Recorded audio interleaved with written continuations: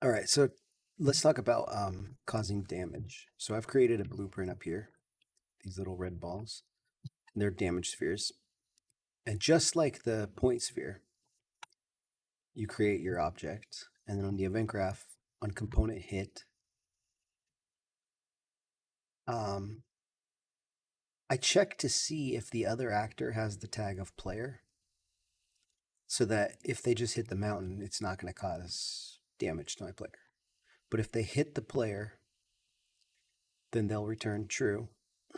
And then I cast to the first person character and I take his current health, subtract 10, and then I destroy myself. I destroy this so that it disappears. Then in the first person character, you just have to make sure that you have a health integer here that keeps track of your health.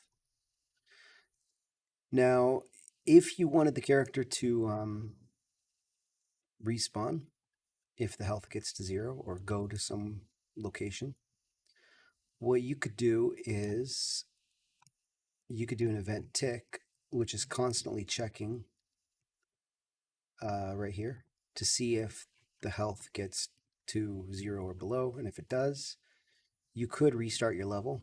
And you do this, it's a little bit complicated, but you type in /game and then the location and name of your level.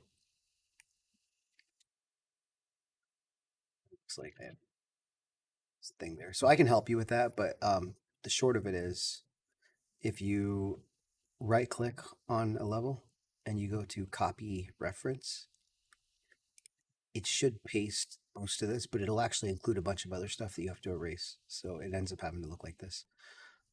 Now, instead of restarting your level, you might want to set a checkpoint for your character. So let's say that I'll just create an empty actor right here. And we'll call this checkpoint 1.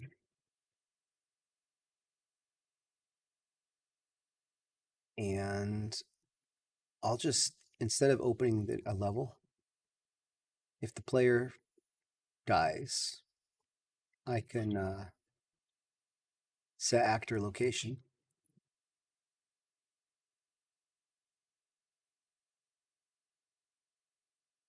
And the target should be self. Let's see if that works. Okay. And then the new location is going to be um, wherever this respawn point is, and I can actually just manually enter the numbers, the X, Y, and Z location. So now, if my character dies, instead of the level completely starting over, I got this bright flashlight. So my health is going down. You can see it right here because I just added it to my hub, and then I just respawn in this location. Um, looks like I was underground, so I might need to lift that up a little bit. And then at that point, I'd also want to make sure my health gets set back to 100. So I'll just take that health set to 100. And I might need to also, at this point, restart my timer so I could set my minutes and seconds to 0. So let's see how that works.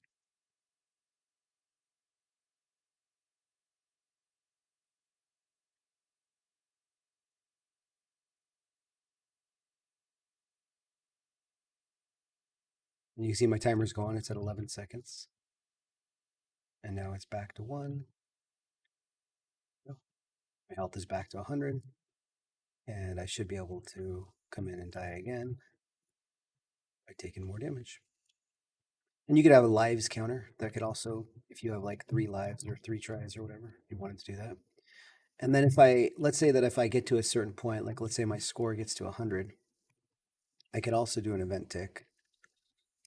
Let's do a sequence here so we can have more than one. That checks to see if we'll do another branch. We'll say that if my score is equal to, let's just say, greater than 20. Let's say I've gotten 20 points.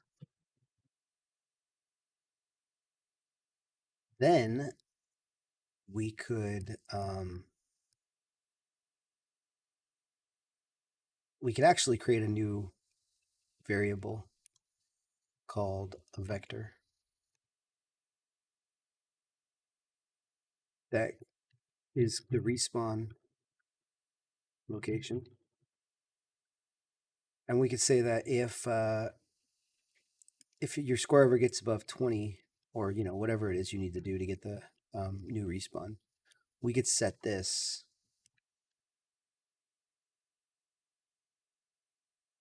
to a different number. So maybe the default value is what we had before, where this sphere is. So by default, you're going to respawn here. So I could just make this the default value of that integer.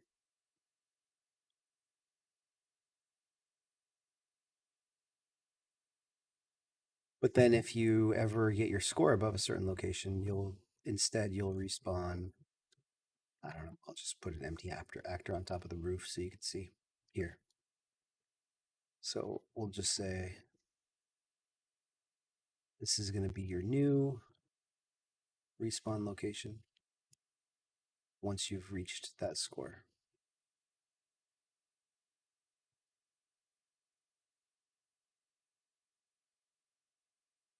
So looks like that. We'll see what happens. So currently, if I die, I should go right back to the first respawn.